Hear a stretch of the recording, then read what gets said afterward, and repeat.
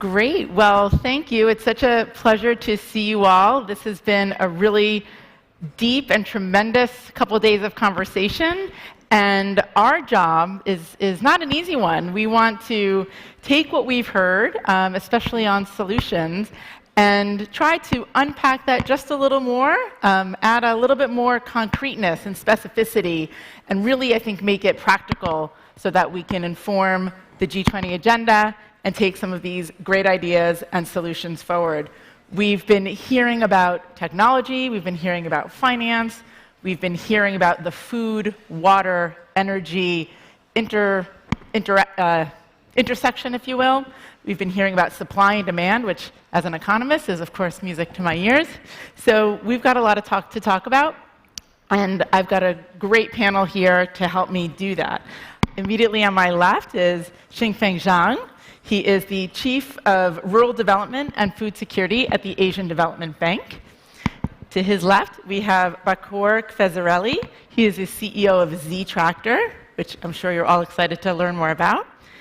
Then we have Max Peterson. He is the Vice President of Worldwide Public Services at Amazon Web Services. Amazon Public Sector. And then we have Mr. Erez Fait, the co-founder and president of Agrinoze. And I believe we have Dr. Arif Husain, chief economist at the World Food Program. And we're lucky to be joined by His Excellency Oleksandr Kubrakov, Minister of Infrastructure in Ukraine. So welcome, thank you. I'd like to get right to it. We've heard and we've been talking about how conflict, COVID-19, and climate change has exacerbated this situation and the food security crisis. So let me go first to Your Excellency the Minister to ask, how has the food security situation in Ukraine changed since the war began? And maybe you can speak a little bit more about the grain deal and what that has done to the situation. Thank you very much for this opportunity. And, from the first days of full-scale invasion, Ukrainian infrastructure became one of the main targets for the enemy. And according to the World Bank report, the damage caused to the transport sector of Ukraine, it's about $30 billion and losses reach $26 billion since the beginning of Russian invasion. All Ukrainian ports in the Black Sea and Azov have been forcibly closed to the entry and exit of ships. The seaports of Berdyansk, Mariupol, and Skadovsk are under occupation, and the closed until control of them is to be resolved. And before the full-scale invasion, Ukraine supplied more than 15% of world's corn export, more than 10% of wheat, and more than 50% of sunflower oil and many other products of agricultural industry. About 70% of Ukrainian products and significant part of import were carried out by sea, mostly by Ukrainian seaports on Black Sea. So after just due to military invasion, traditional supply chains were lost, and at least 70 million people around the world are at risk of starvation for the moment. And it was very important for us to start Black Sea Grain Initiative, because in parallel we started, at the beginning of the war we started development of alternative channels of export of our products. It was first of all our seaports on Danube River, our railway lines in direction to European Union, and a lot of activities were performed, were realized in cooperation with European Union. We increased capacity of existing border cross checkpoints. We did a lot of projects with our neighboring countries, and solidarity lanes. It was an important step in direction to fight food crisis and economic crisis as well. Thanks important step was Black Sea Grain Initiative. It was signed on 22nd of July. From that moment, from the 1st of August, we already exported about 10.3 million tons of agricultural products. Mostly it's Africa and Asia, European countries as well, but again, key regions historically was Asia and Africa, especially during last years. More than 200,000 tons of agricultural products were exported in cooperation with United Nations World Food Programme, and again Black Sea Grain Initiative. Thanks to our allies, thanks to United Nations, Turkey, I think we know very well. I mean, how it's important, how this initiative influence on global food prices.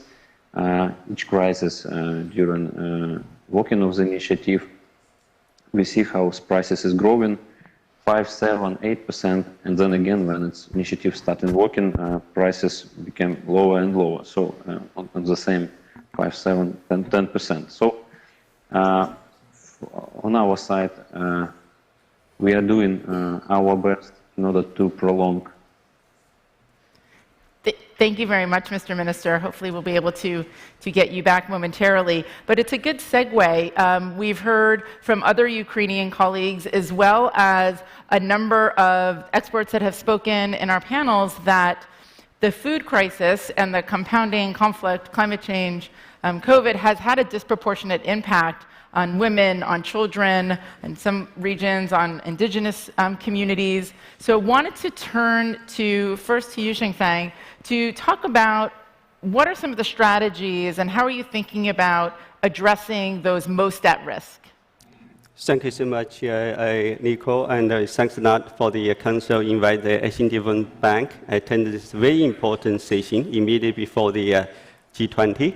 Again, I just followed the conversation by our Ukraine Minister of the Infrastructure. After the Russian invasion of the Ukraine, you can see so many countries suffering in Asia Pacific, and these 13 countries rely on one of the 3 key essential commodities from the Russia or the Ukraine. But in addition to the supply chain disruptions by the COVID and also this war, climate change also severely affected the Asia Pacific. You just think about this year, the floods in the Pakistan, and the heat wave in India, and also the droughts in the Yangtze River, basically involved the 4 billion population. It's over 40% of the world populations. So with this severe challenges, Asia Development Bank, as one of the key FIs in the region, we formulate $14 billion from the 2022 to the 2025 to address the food insecurity, covering both the immediate responses and also the long-term measures build up the resilience.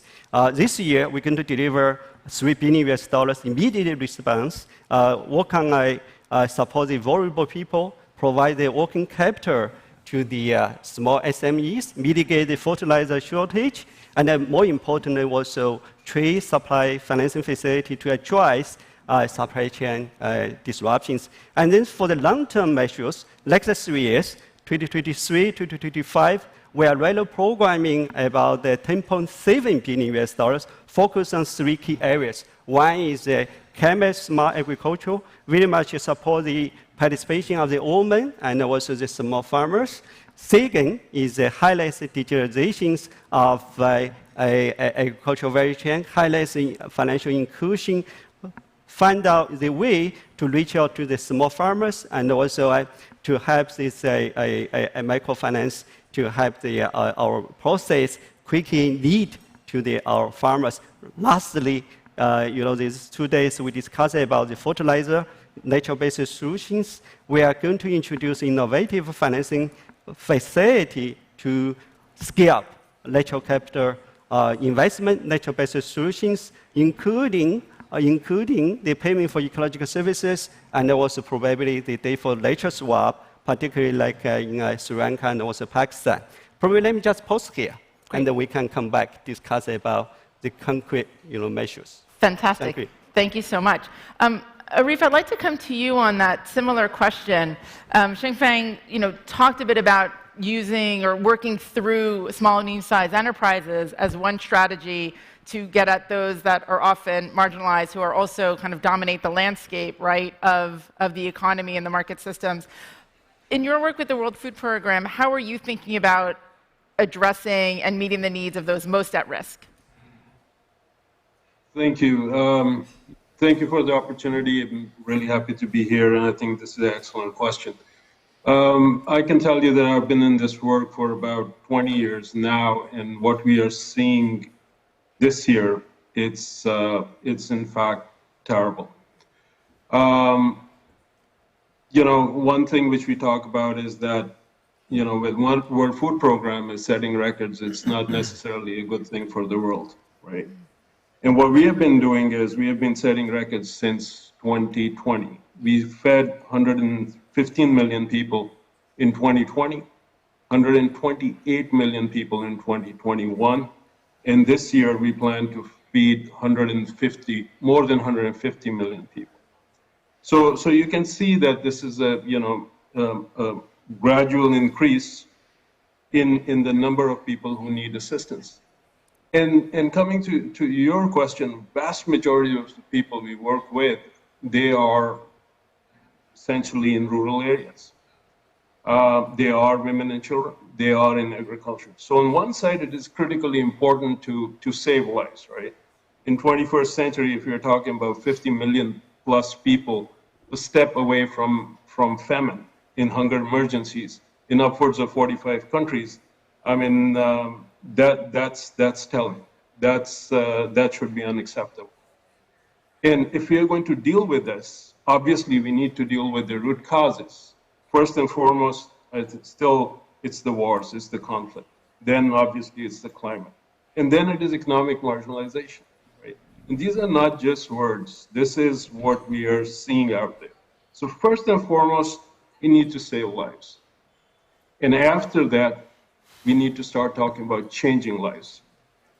And that is where we are focusing a lot. What is also very different is that we have learned very quickly that extreme points, they don't work. So if you're pure humanitarian, it doesn't work. If you're pure development, it still doesn't work. And we are seeing that there is this recognition of this fact. And when you now look at IMF or you look at World Bank, they are coming into the space of what we call FCV, fragility, conflict, and violence. At the same time, agencies like mine, who is mainly humanitarian, they're moving towards enabling people, changing lives, and trying to meet in the middle. And if we can do that, and if we can bring the private sector into this, maybe we get out of this. One other thing I wanted to mention following the Ukrainian minister, this Black Sea initiative, this has saved a lot of lives.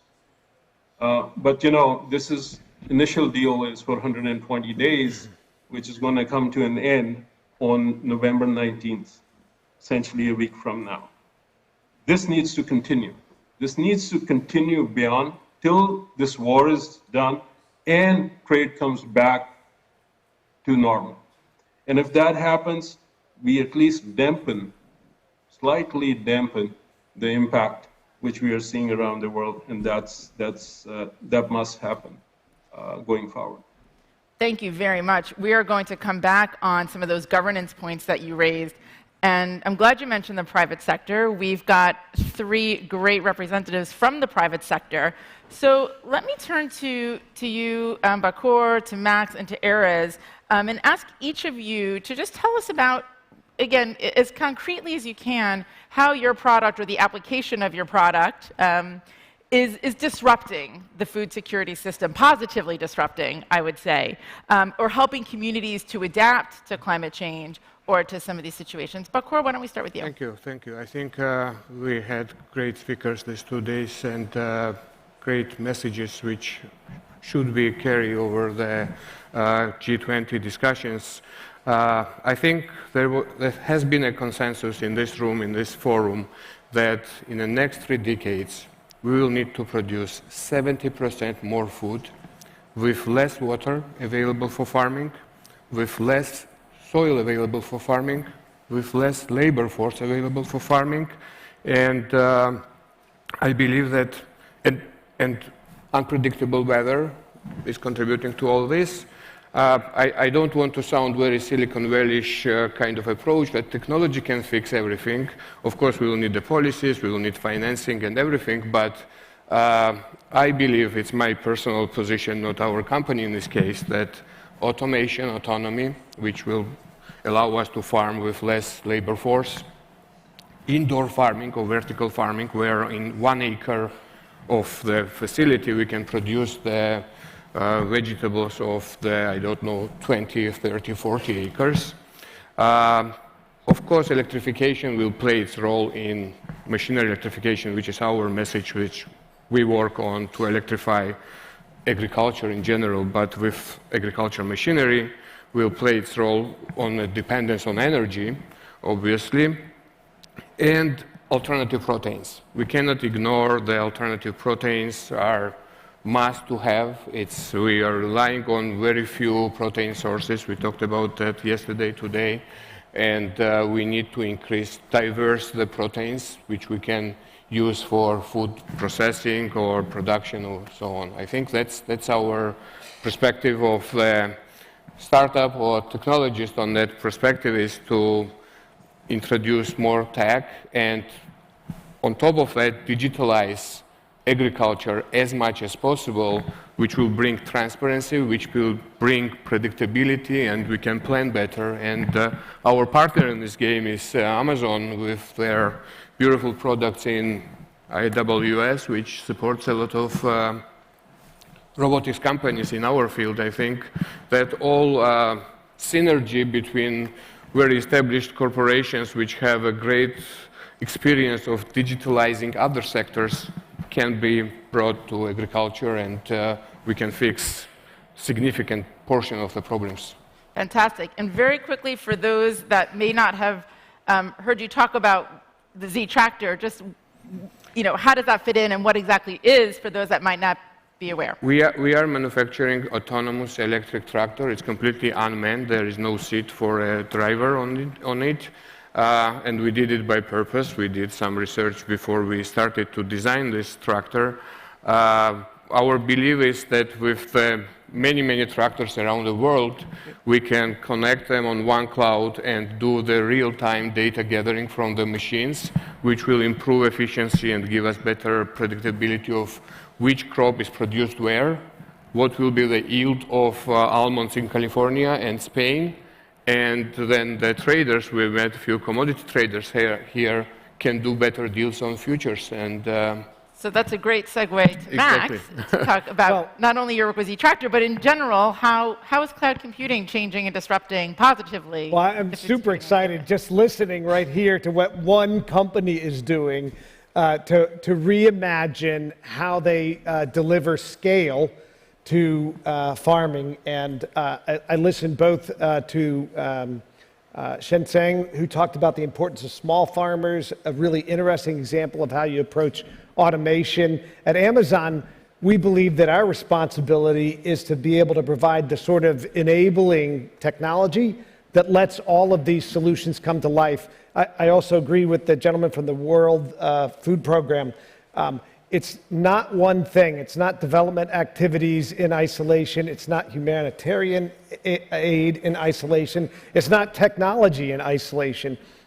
We've got to find the ways to make all of these things work together and be used in the appropriate areas around the world, because there's going to be different solutions that are based locally. I'll give you one specific example because you, Nicole, you wanted specific examples. In India, we work with a company called Kubrakov who deployed something called Smart Farm. And India is a economy with a lot of small farmers. And so it was not important only just to focus on the food production piece, but also on the economic viability of all of these small farmers. And what Kubrakov used was they used a combination of technology running on Amazon. They integrated satellites, they integrated overhead Earth observation, they integrated Internet of Things types of sensors, they integrated open public data sets like the Amazon Sustainability Data Initiative, and they're able to bring precise insights to the farmers on the ground. Over 7 million farmers covering about 16 million acres of land, and they can help them understand precisely how to apply, different technologies to, to produce the crops in the most effective way for them, providing both food and livelihood. What a fantastic example, and we're going to carry on with the specifics, and that's great. We've heard a lot, Erez, of conversation around water and that linkage between water, food security, the impact of drought and of climate change and reducing water. So tell us how autonomous irrigation and Agrinoze is positively disrupting and bringing new solutions to the table. So first of all, we are in Indonesia. And before the food security became topic, the Minister of Defense was already thinking about it before COVID, before the Ukraine war. So he gave us challenge to bring here the technology and to implement here in Indonesia. And we made the plan to send people to do the training. Apparently, 2 weeks after we started, COVID came and blocked everything. So we managed with two people, with one is Ouija, one is User, that they were one of the project management, everything through Zoom to train and to make the system up and running until today.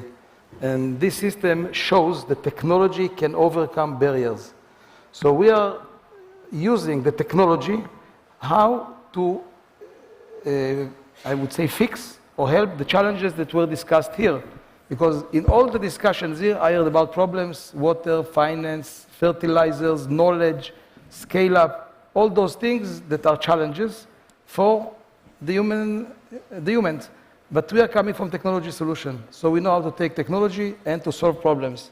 So first of all, so we have to know that the minister had this vision long ago, before it became topic. And that reason, in Indonesia, we are most prepared compared to other places in the world. Although now we work in California and other countries. But here we have a base of people locally that know how to use the technology, and they grow things that they never think can be grown in sea level. Now, how we do it?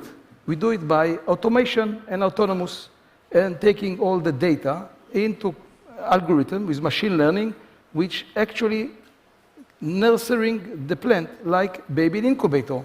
Because baby in incubator, it doesn't cry. The sensors knows in advance what he needs, not like outside.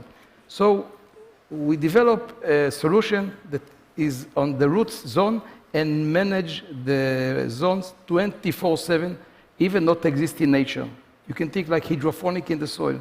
So the roots are always efficient and produce. And countries like Indonesia, which is the equator, 24/7 means because the temperature is always correct. And we eliminate the depend on rain and climate. So once we have the soil and we have the ability to cultivate, everything is possible. So the other thing that I want to mention, because the minister has the vision, is to think about what we call mobile farming. Because we create kind of IKEA kit that connect all the needs in one system. So because Indonesia is big, he said, let's make a system that we can ship or on a truck, put in a place, put the hose or the drip line, and start to work. And this is kind of another problem. The other thing is local production, what we call TKDN. In Indonesia, one of the things is how to, it's a big country. Logistics is big. Yeah. Shipping the hose or the drip line, it's very expensive because it's mostly air. So we have a plan, and we already discussed with agencies. They are looking to contribute, like the DFC, because they want to enable the food security and the health, and women and youth. So actually, in our activity here in Indonesia, we have young people that do crowdfunding in order to start this kind of initiative. And this shows that there is a need, and it makes people interesting and make people excited.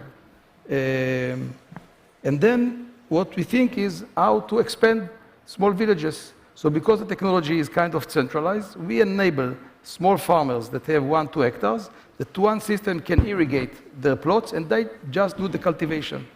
So this is in general what we do. Sitting next to me, the Amazon. Amazon is a big cloud, but we need to make the cloud give rain, and the right rain. So I challenge him. How do we take this cloud and make it available to the people to make it usable? So this is a discussion between us later on. It's a great point, and it speaks to kind of a quick follow-up for the three of you in particular, before we come back on some governance, which is, where does partnerships come in, right? We've heard about the scale. The scale of this challenge requires urgent action, and it requires long-term thinking as well. So you mentioned partnerships, you mentioned sort of B2B. What are the challenges of scale, and when you think about partnerships, at Apt Associates, we found in our work implementing projects for Feed the Future in Cambodia and Egypt of the US government, that partnering with government, with local private sector, with the small and medium-sized enterprises, and with civil society is really critical, especially for that inclusion aspect. So Bakur, maybe we'll come to you first, and then we'll go to Erez and then Max for your thoughts on scaling and partnerships. Thank you. I think to go back to what was discussed for today's here, I think we received 2 loud, long wake-up calls, which are COVID and the war. And it's not only food community, it's everyone, logistics, all businesses and the society in general. And I think this will force collaboration because we need to find fast solutions yesterday.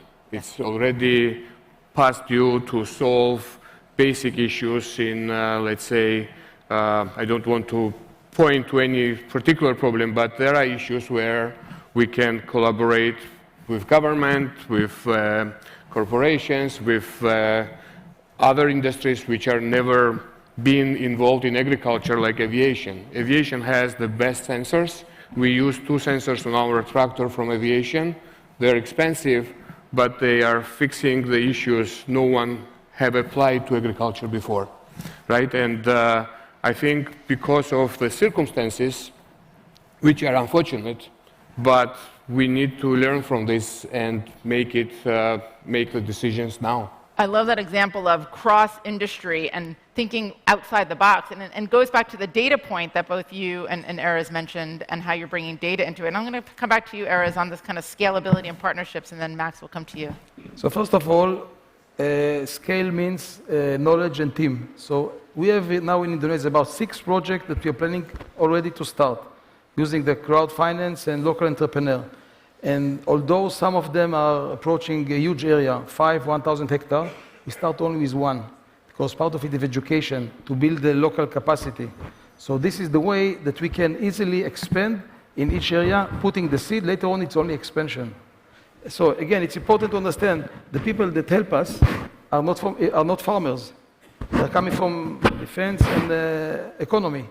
But they understand how to scale up, because at the end of the day, the issue is scale up, and it means how to educate the people, make the technology available. So part of our solution now is mobile application, where the farmer can, in a way, have direct relation with the plant through our system.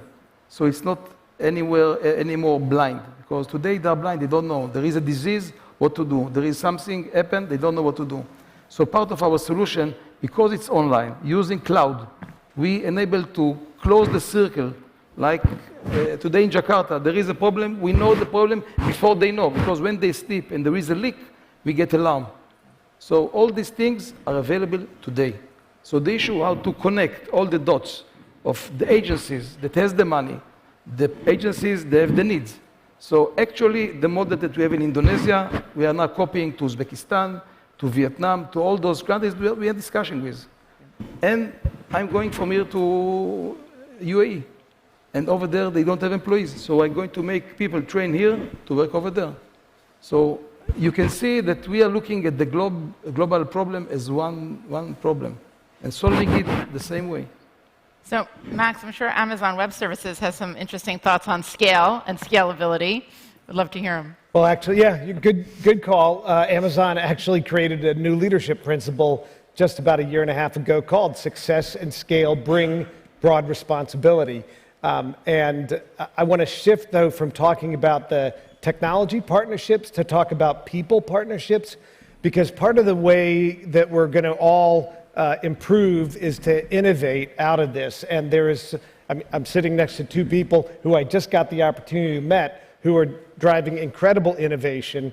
At AWS, we recognize that you need a place to bring these sorts of innovations together. You need to include universities and research organizations and government and nonprofits and NGOs and industry.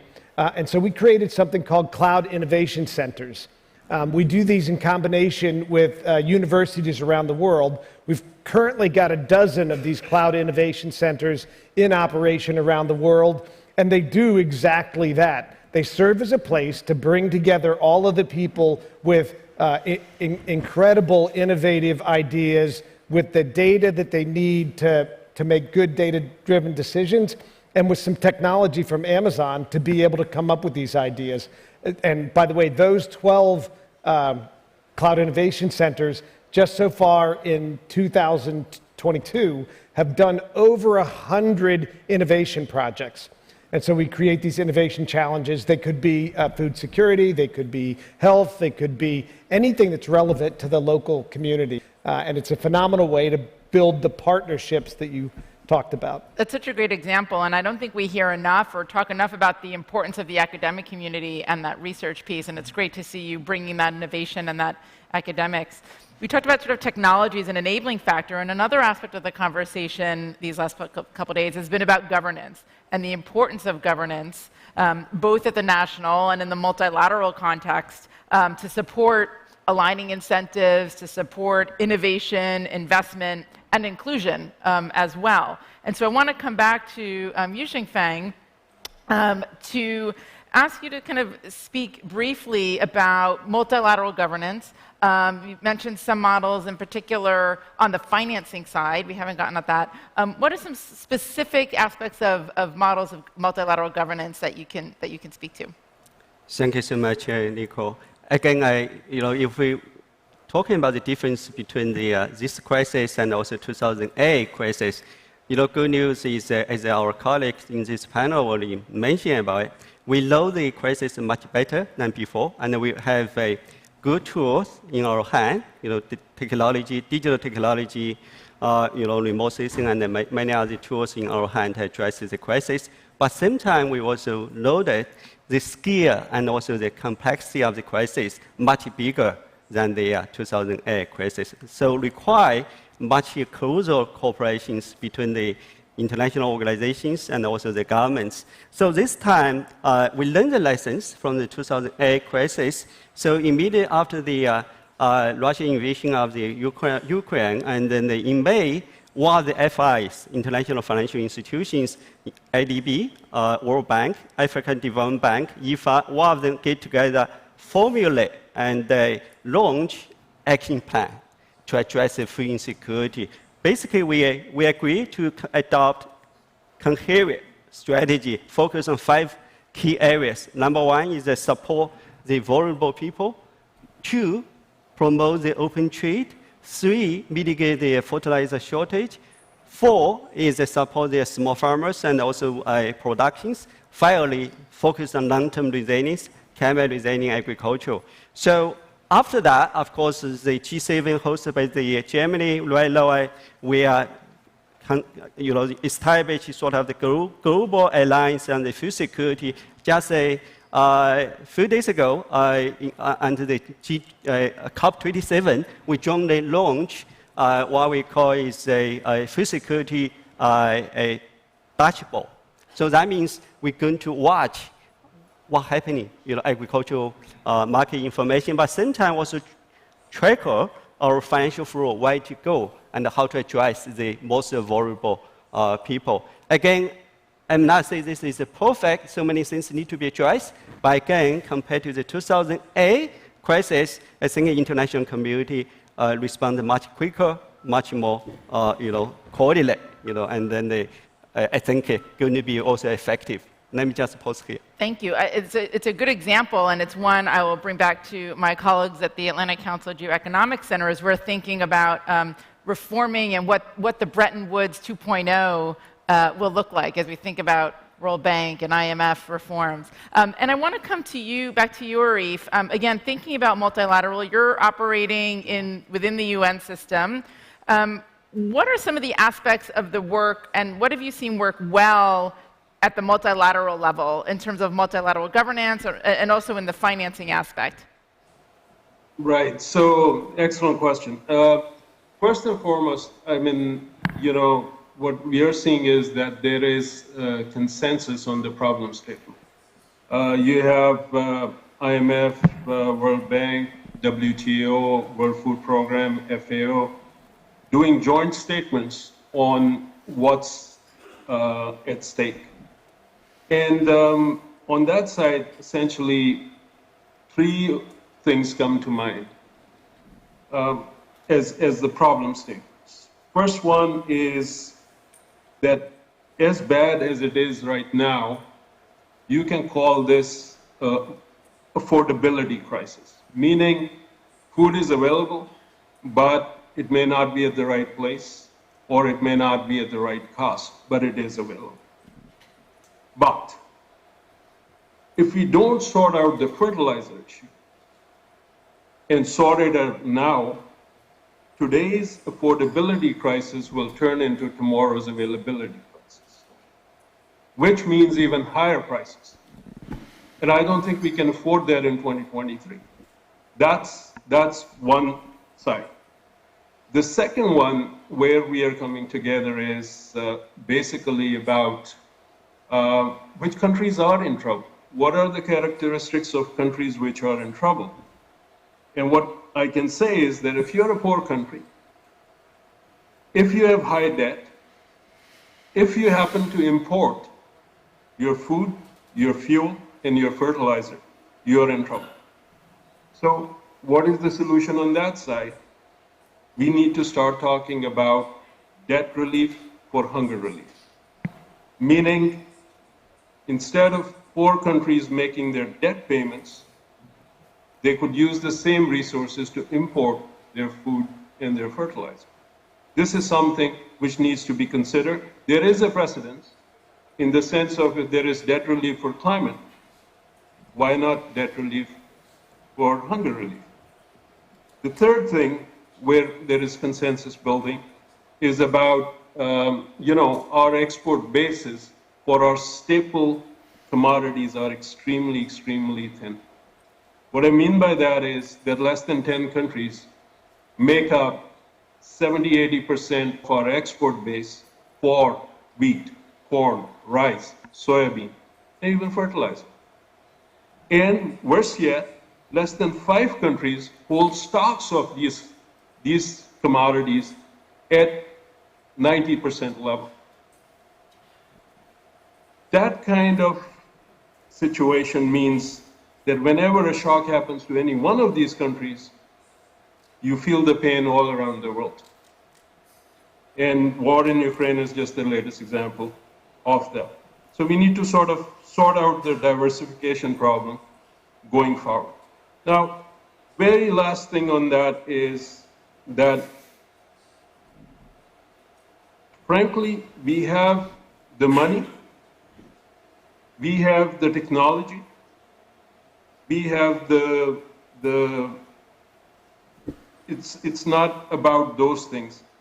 At the end of the day, it is about staying the course, because many of these things, if we're going to solve them, it's going to take time. That requires political will and staying with the problem till it's done. And that's something which we have been missing. We missed it in 2008, we missed it in 2011. Hopefully this time around, we stick with the problem till it is resolved. Thank you. I'm glad you reiterated and brought the debt issue back into the conversation. That's something that we talked a little bit about earlier and yesterday as well. And it really is critical to keep that in context, especially to your point about as we go into the G20 and the finance ministers are meeting, and that is something that I know is on the agenda. And there is certainly a clear linkage, especially right now. Believe it or not, we only have a few minutes left. Time has flown by. So I'm going to ask you all one last question. We talked about our successes and what is working. But sometimes we can learn as much, if not more, from talking about what hasn't worked or what we haven't tried yet and why. So in just about a minute, I'll ask you all for a kind of final thought, what you are excited to see moving forward, a key lesson learned within your own company, within your own product, or just something you've seen in the community that you think we can do better. And I will start with Bakur, because you just raised your hand. And we'll have just 1 minute each. Thank you. So my thoughts, always again, going back to the discussions, is that there are different agreements, like Madrid agreement on one topic, there is a Paris agreement on climate. We don't have a food agreement so far. There are multiple, but not as global and as powerful as, we don't have targets. We don't know what are our targets as a globe in food. And I think the Bali-Indonesia agreement in next 2 days or 3 days will be a good start, good base for a future moving forward, just to agree on targets, what we need to achieve in grain production, in meat production, and so on, right?